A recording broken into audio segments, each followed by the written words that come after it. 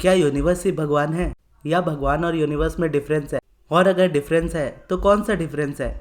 ये क्वेश्चंस या इस तरह के और भी क्वेश्चंस अगर आपके माइंड में आते हैं कि यूनिवर्स क्या है, तो आज की ये वीडियो आपके लिए है। आज की इस वीडियो में मैं आपको इजीली एक्सप्लेन करूंगा कि यूनिवर्स क्या है और क्या यूनिवर्स और भगवान एक है। अगर आप ये क्वेश्चन पूछते हो कि क्या यूनिवर्स और भगवान एक है, तो इसका आंसर है हाँ, बिल्कुल एक है। अब फिर आता है क्वेश्चन कि कैसे एक है यूनिवर्स और भगवान।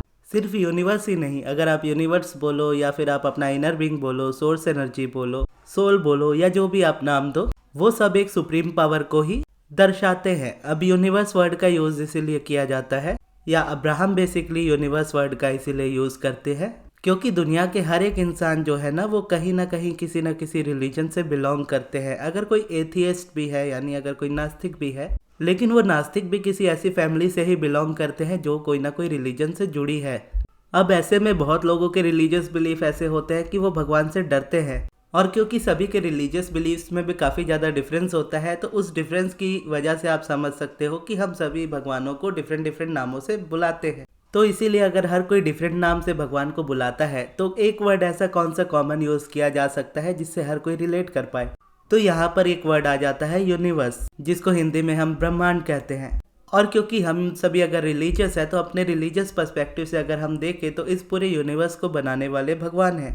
तो इसीलिए कई बार हम भगवान की जगह पे यूनिवर्स वर्ड का यूज़ कर लेते हैं, ताकि आप समझ पाओ उस चीज़ को एक ओपन पर्सपेक्टिव से। क्योंकि चाहे आप जिस भी रिलीजन से बिलोंग करते हो, आपकी रिलीजियस टीचिंग्स आपको हमेशा यही बताएगी कि आपसे ऊपर कोई है जिसने इस सृष्टि को बनाया है। आप उसको जो भी चाहे वो नाम से बुला सकते हो। तो इसीलिए यहाँ पे यूनिवर्स वर्ड का यूज़ कर दिया जाता है, ताकि जो भी रिलीजियस पर्सन जिस भी रिलीजन से हो, वो इसको जब सुने तो समझ पाए कि हाँ, हमसे ऊपर एक एनर्जी है जिसने इस दुनिया को बनाया है। और वो एक ऐसी एनर्जी है जिसको बनाया नहीं जा सकता, जिसको डिस्ट्रॉय नहीं किया जा सकता। वो हमेशा से थी, है और हमेशा रहेगी। अब इस जगह से जब आप इस चीज़ को समझना शुरू करते हो ना, तो एक सबसे बड़ी अंडरस्टैंडिंग आप में आती है। वो अंडरस्टैंडिंग एज अ रिस्पेक्ट आती है सभी रिलीजन्स को लेकर के। अगर आप दुनिया के किसी भी रिलीजन को या दुनिया के किसी भी भगवान को क्रिटिसाइज करते हो या गलत शब्दों का इस्तेमाल करते हो, ये समझते हुए कि वो भगवान अलग है और आपके भगवान अलग है, तो ऐसे में आप उस सोर्स एनर्जी से ही डिस्कनेक्ट हो रहे होते हो, क्योंकि आप उसी को बुरा भला कह रहे हो। तो ये एक मोस्टली अगर मैं देखूँ, वैसे ये बात बताने वाली नहीं है, लेकिन स्टिल मैं आपको बता रहा हूँ, क्योंकि हम इंडियंस में बेसिकली मैंने ये चीज़ देखी है कि इस रीज़न को लेकर के रेजिस्टेंस जो होता है बहुत ज़्यादा होता है लोगों में। तो बेसिकली ये इसका सिंपल सा एक्सप्लेनेशन है कि यूनिवर्स और भगवान में कोई फ़र्क नहीं है, जस्ट एक नाम का डिफरेंस आ जाता है ताकि हर कोई इससे रिलेट कर पाए। और बहुत से लोगों को ऐसा लगता है कि जो अब्राहम है वो कुछ नॉन फिजिकल रिलेटेड चीज़ें की बातें करती हैं, यानी नॉन फिजिकल ही है अब्राहम। तो लोगों को लगने लगता है कि वो सोल की बात करती है, आत्मा की बात करती है, तो वो भगवान की बात नहीं कर सकते, या भगवान से वो आपको डिस्कनेक्ट कर देते हैं। जबकि एक्चुअल में देखूँ तो मुझे तो अब्राहम ने ही भगवान से कनेक्ट किया, अब्राहम ने ही मेडिटेशन भी सिखाया। और जब मैंने अपना चैनल ओपन किया था, तो स्टार्टिंग में इस चैनल का शुरू से ही जो नाम है वो गगन यूनिवर्स ही है। और जब मैंने ये नाम रखा था, तो मैं भी उस वक्त बहुत ज़्यादा भगवान में नहीं बिलीव करता था, यानी मानता था कि भगवान होते हैं, लेकिन मेरी जर्नी उस वक्त ऐसी डिफरेंट थी कि मैं बाइबल भी पढ़ा करता था और गीता भी पढ़ा करता था, और भी रिलीजन्स को मैं ओपन पर्सपेक्टिव से जानने की कोशिश करता था। तो मेरा एक बहुत गहरा जुड़ाव जो होता है भगवान से, वो नहीं था। लेकिन जब मैं अपने चैनल को बनाया और इसका नाम दिया गगन यूनिवर्स, तो इसको नाम देने का रीज़न यही था कि मैं लॉ ऑफ अट्रैक्शन से मिलता जुलता नाम रखना चाहता था, और गगन के साथ यूनिवर्स काफ़ी सूट हो रहा था, तो ये नाम मैंने फिर रख दिया। फिर धीरे धीरे जैसे मेरी स्पिरिचुअल अवेकनिंग स्टार्ट हुई और मैं भगवान से जुड़ने लगा, जैसे मैं पहली बार जब जगन्नाथ जी से जुड़ा, जगन्नाथपुरी मंदिर में, और उससे पहले तक जगन्नाथ जी के बारे में भी मैं ज़्यादा नहीं जानता था, क्योंकि मैं उड़ीसा नहीं गया था कभी, ना ही उड़ीसा के बारे में बहुत ज़्यादा जानता था। बस इतना जानता था कि जगन्नाथ जी का एक बहुत बड़ा मंदिर है वहाँ पे, जहाँ पे लाखों लोग आते हैं डेली दर्शन करने के लिए। जगन्नाथ जी ही श्री कृष्ण जी हैं, ये बाद में मुझे ये सारी स्टोरीज का पता चला था। फिर जब मेरे डॉट्स कनेक्ट होने स्टार्ट हुए, जब मैं पीछे से चीज़ों को देखने लगा और जगन्नाथ जी को जानने लगा, तो एक बहुत अच्छी अनफोल्डिंग हुई जो मुझे समझ में आई। यानी वह अनफोल्डिंग तो बहुत पहले ही हो चुकी थी, लेकिन समझ मुझे तभी आई कि जब मेरा कनेक्शन पहली बार हुआ ना, जगन्नाथ जी को देख के मैं रोने लगता था, उनकी बात सुनता था, उनको देख के रोने लगता था, यानी उनका नाम भी आता था या उनका मन में ख्याल भी आता था तो मैं रोने लगता था। कई रील्स में भी उनकी वीडियो दिख जाती थी तो वहाँ भी आंसू आ जाते थे। बेसिकली वो इमोशंस ऐसे बाहर आ रहे होते थे, मैं कंट्रोल नहीं कर पाता था और ऐसा मेरे साथ पूरी लाइफ में पहली बार हो रहा था। तो एक ऐसी स्ट्रॉन्ग एनर्जी को मैं ऑब्जर्व कर रहा था या बोल अपने अंदर फील कर रहा था कि इसको झुटलाया नहीं जा सकता था। फिर वैसे ही एक रील से पता चला कि जगन्नाथ जी को कहते हैं लॉर्ड ऑफ द यूनिवर्स, क्योंकि जो उनका नाम है जगन्नाथ, जिसका मतलब होता है पूरे जग के नाथ, पूरे यूनिवर्स के भगवान। और मेरा जब उनसे कनेक्शन हुआ, और मेरे चैनल का नाम है गगन यूनिवर्स और जगन्नाथ जी है लॉर्ड ऑफ द यूनिवर्स यानी Lord of the Gagan universe. बहुत पहले मेरी बहन कहा करती थी मुझे कि तुम्हारे जो ईष्ट है यानी हम सभी के जो ईष्ट होते हैं तो उनके शिव जी है मेरी बहन के ईष्ट। तो वो मुझे कहती थी कि जो तुम्हारे इष्ट है वो श्री कृष्ण जी ही हैं। और उस वक्त तक मैं भगवत गीता पढ़ रहा होता था, लेकिन मुझे बहुत अच्छे से समझ नहीं आती थी, लेकिन जितनी समझने की कोशिश करता था थोड़ी बहुत समझ आती थी, उतना मैं पढ़ता था। अब क्योंकि मैं एक ओपन पर्सपेक्टिव से चीज़ों को जानना चाहता था, क्योंकि मेरा माइंड ऐसा रहा है कि मैं कभी किसी की सुनता नहीं हूँ, यानी अगर मुझे भगवत गीता के बारे में कुछ जानना है तो मैं गीता पढ़ना पसंद करूँगा, ना कि मैं किसी को सुनना पसंद करूँगा। जैसे अगर मुझे बाइबल पढ़नी है तो ना मैं किसी पास्टर को या फादर को सुनना पसंद करूँगा, बल्कि मैं अपनी मर्जी से अपनी बाइबल को पढ़ना पसंद करूँगा। क्योंकि जब कोई इंसान उसको सुनाता है ना, तो वो अपने बिलीव्स या अपने एक्सपीरियंसेस को ऐड उसमें कर देता है, तो उसकी जो ओपननेस होती है, उसकी जो क्लैरिटी होती है, वो आपको कहीं ना कहीं नहीं मिल पाती है। तो मैं चाहता था कि जो भी हो मैं अपने आप से चीज़ों को समझूं। तो मुझे उतना समझ आता था जितना मैं कोशिश करता था, अब नहीं समझ में आता था तो मैं छोड़ देता था। तब उस तरीके से धीरे धीरे बढ़ते बढ़ते आगे जर्नी में जब अब्राहम मेरे लाइफ में आई तो मुझे समझ में एक्चुअल में आने लगा कि चीज़ों को समझते कैसे हैं, जिसका आंसर था ऑब्वियसली सुनना। जो कल वाली वीडियो में मैंने बोला था कि जब आप एक अच्छे लिसनर होते हो तो आपको सारी चीज़ें इजीली पता चलती है। और लिसनर आप कैसे बनते हो? शांत होकर के। शांत कैसे होते हो? मेडिटेशन से। तो जब मैं मेडिटेशन करने लगा तो कोई बातें जब मेरे माइंड में आती थी, जैसे कोई ना कोई क्वेश्चन आता ना कि मुझे इस जगह पे क्या करना चाहिए या इस जगह पे ऐसा क्यों हो रहा है, तो कभी ना कभी कोई ना कोई बाइबल की पंक्ति माइंड में याद आ जाती थी या फिर भगवत गीता का कोई श्लोक याद आ जाता था। अब उस श्लोक के बारे में अगर मैं बात करूँ ना, तो जब मैंने भगवत गीता पढ़ी थी तो मुझे दो ही चीज़ें माइंड में मेरे समझ में आई थी। एक तो कहा गया था कि डिज़ायर्स जो होती है आपकी, वो आपके यानी सभी प्रॉब्लम्स का जड़ है। तो एक तरीके से आप समझ लो कि जब मेरी स्टार्टिंग हुई थी अब्राहम को फॉलो करने की, तो वो चीज़ स्टार्टिंग में मेरी फॉलो भी होनी शुरू हो गई कि मैं डिज़ायर्स ज़्यादा मैनिफेस्टेशंस की नहीं करता था, अपने अलाइनमेंट की करता था। तो बेसिकली अगर देखा जाए तो उसका मतलब ये नहीं है कि डिज़ायर आपकी लाइफ की प्रॉब्लम की जड़ है। उसका रीज़न ये है कि डिज़ायर के पीछे भागना अपनी रीज़न का जड़ हो जाता है, यानी उसका जो जड़ है परेशानी का, वो डिज़ायर ना हो करके डिज़ायर के पीछे भागना हो जाता है। लेकिन बस हम ऐसे उसको समझते नहीं है, बेसिकली समझ पाते नहीं है जब तक हमारी इनर अंडरस्टैंडिंग नहीं होती उसको लेकर के।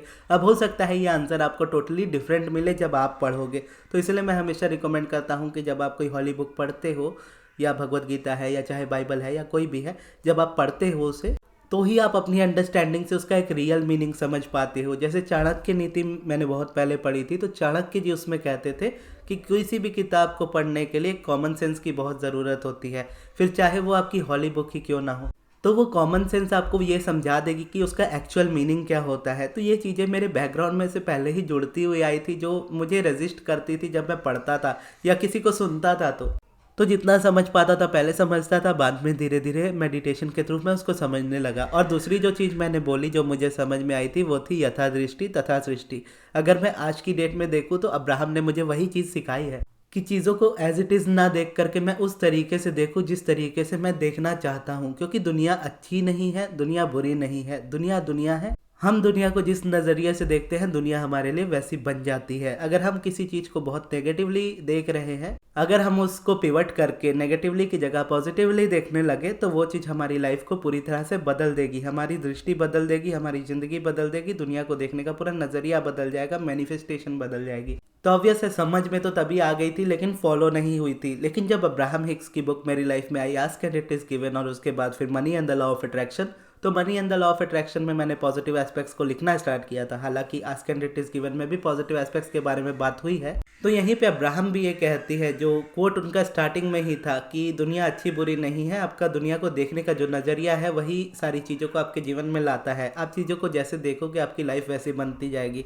आप नेगेटिव और पॉजिटिव दो डायरेक्शन में हमेशा होते हैं, क्योंकि एक सब्जेक्ट के हमेशा दो होते हैं, यानी एक सब्जेक्ट के दो सब्जेक्ट होते हैं, एक पॉजिटिव दूसरा नेगेटिव। नेगेटिव को छोड़ करके हमेशा पॉजिटिव देखने की आदत डालना, और यही आपको पॉजिटिव एस्पेक्ट्स वाला प्रोसेस हेल्प करता है। और मेडिटेशन जब जोड़ा तो मेडिटेशन देखोगे, मेडिटेशन ने मुझे डिज़ायर वाली चीज़ में रियलिटी में लेकर आया। जैसे डिज़ायर वाली जो बात मैंने कही थी भगवत गीता वाली, कि डिज़ायर्स ही आपकी लाइफ की प्रॉब्लम्स की जड़ होती है, जिसका बेसिक मतलब है कि डिज़ायर्स के पीछे जब आप भागते हो तो वही आपकी प्रॉब्लम्स का जड़ है, क्योंकि डिज़ायर्स कभी ख़त्म नहीं होती है। आप एक मैनिफेस्ट कर लो 100 आ जाएंगी। यदि आप हमेशा अपने आज में रहोगे, पिछला आपका यस्टरडे रहेगा, अगला आपका टुमारो रहेगा। यानी जैसे अगर आप डेट के हिसाब से देखो तो आज 2 दिसंबर है, अगर आप बोलो नहीं आज 2 नहीं, आज मुझे 3 दिसंबर चाहिए, तो कल 3 दिसंबर आ जाएगा। फिर आप बोलोगे नहीं मुझे 4 दिसंबर चाहिए, तो 4 भी आना है, 5 भी आना है, वो आता ही रहेगा। लेकिन जिस भी डेट में आप रहोगे उसके आगे की डेट आने वाली रहेगी और पीछे की जा चुकी डेट रहेगी। तो यही है बेसिकली डिज़ायर्स, कि बचपन में आपकी डिज़ायर होती थी स्कूल में टॉप करना, या स्कूल में अपनी क्रश के साथ बात करना, या जो भी आपकी डिज़ायर स्कूल में होती थी, आज वो डिज़ायर नहीं है। अगर हो सकता है उसमें से कुछ पूरी हो गई, कुछ नहीं हुई, उसके हिसाब से आज आपकी लाइफ बनी है। आप मान लीजिए आप कॉलेज स्टूडेंट हो या आप जॉब मैनिफेस्ट कर रहे हो, तो अभी आपकी डिज़ायर है कि मुझे जॉब करनी है। एक बार जॉब मैनिफेस्ट हो जाएगी, फिर रहेगा करियर में अपॉर्चुनिटीज़ और चाहिए, ग्रोथ और चाहिए, या मुझे दूसरी कंट्री में काम करना है, दूसरी कंपनी में काम करना है, अब मुझे शादी करनी है, अब मुझे फैमिली आगे ग्रो करनी है, अब मेरे बच्चों के स्कूल में उनका एडमिशन कराना है। तो ऐसे डिज़ायर्स जो होती है आगे बढ़ती है। लेकिन अगर इस बात को लेकर के आप परेशान होते रहो कि मेरी डिज़ायर्स पूरी नहीं हो रही, तो उस परेशानी का कभी अंत नहीं होगा, क्योंकि कोई भी डिज़ायर जब आपके अंदर आती है तो वो न्यू होती है। यानी अब जब आप स्कूल में थे तब आप ये नहीं सोच रहे होंगे कि मैं अपने बच्चों को स्कूल में कैसे डालूँ, कौन से स्कूल में डालूँ। उस वक्त आपकी डिज़ायर्स डिफरेंट होती थी, आज आपकी डिफरेंस है, आने वाले टाइम में डिफरेंट होंगी और उसके आगे भी डिफरेंट होंगी। तो इसके लिए कहते हैं डिज़ायर्स के पीछे मत भागो, सिर्फ अपनी अलाइनमेंट पे फोकस करो। तो मेडिटेशन ने मुझे ये चीज़ दिलाई। जब मैं मेडिटेशन करने लगा तो डिज़ायर्स के पीछे मेरा भागना छूट ही गया।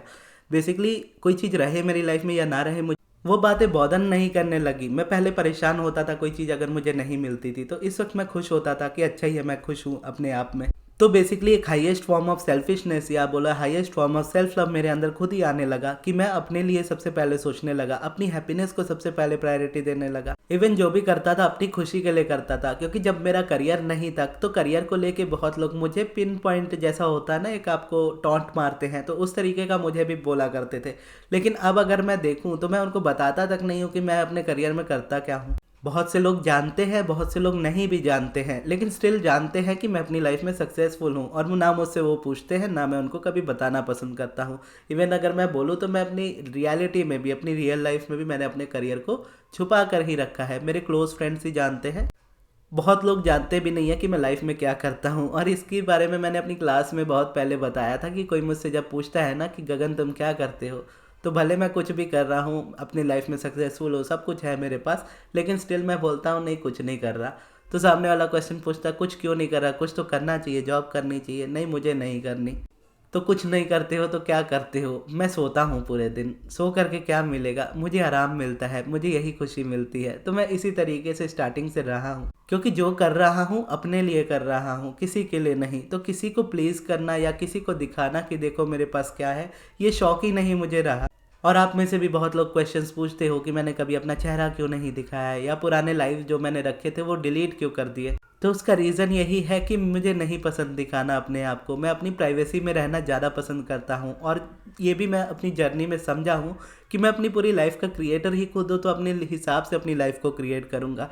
कि मुझे ज़रूरत नहीं है अपना चेहरा दिखाने के लिए, अपने चैनल को चलाने के लिए। मुझे सड़ी सड़ी टेक्निक्स पे वीडियो बनाने की ज़रूरत नहीं है अपने चैनल को चलाने के लिए। मुझे लोगों को मैनिपुलेट करने की ज़रूरत नहीं है अपने चैनल को चलाने के लिए, या अपनी प्रोसेस को, या आप समझ लो मेरे सब्लिमिनल या सेशंस को बेचने के लिए। मुझे इतनी सारी तिगड़म लगाने की ज़रूरत नहीं है, मेरी अलाइनमेंट ही काफ़ी है मेरे लिए। और जितना मुझे मिल रहा है और जितना मुझे मिलता आया है, मैं बहुत हैप्पी हूँ उन चीज़ों से, जो कि आने वाले टाइम में हमेशा ग्रो करता रहेगा।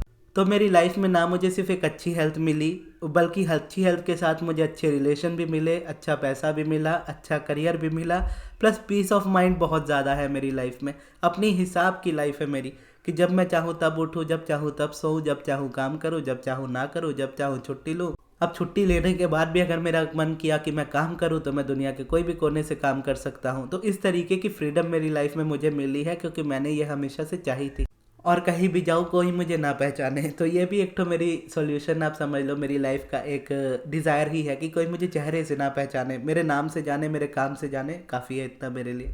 अगर इन फ्यूचर कोई डिज़ायर बदलती है तो बात डिफरेंट है, लेकिन अभी तक और शुरू से यही डिज़ायर मेरी रही है। और क्योंकि अब डिज़ायर ये वाली और ज़्यादा स्ट्रॉन्ग हो चुकी है तो इसीलिए मैं जितनी फ़ोटोज़ भी यूज़ करता हूँ ना मेरी, तो वो सारी पुरानी ही है। जैसे एक ब्लू शर्ट वाली फ़ोटो मैं यूज़ करता हूँ वो 2020 या 22 की होगी, और उसके पहले की जितनी फ़ोटोज़ मेरी आप देखते हो सभी 2015 या 16 के टाइम की होगी। तो इसीलिए अगर मैं देखूँ तो मैं अपनी लाइफ में बहुत ज़्यादा मस्त रहता हूँ, अपनी लाइफ को फुल एंजॉय करता हूँ, जैसी लाइफ चाहिए वैसी जी रहा हूँ, तो इसी में मैं खुश हूँ। तो इसी तरीके से अपनी लाइफ को बेसिकली क्रिएट किया जाता है। और वैसे तो आपने मेरी पूरी सक्सेस स्टोरी सुनी ही होगी कि इस जर्नी में मैं कैसे आया और कैसे बढ़ा, लेकिन अगर आपने बाई चांस नहीं सुनी है तो आप मेरी सक्सेस स्टोरी ज़रूर सुनिएगा, जिसकी वीडियो आपके स्क्रीन पर अभी आ रही है। यहाँ से जा करके आप उसे सुन सकते हो। और ये वीडियो आपको कैसी लगी कमेंट्स में ज़रूर बताइएगा, और इस वीडियो को यहाँ तक देखने के लिए बहुत बहुत धन्यवाद।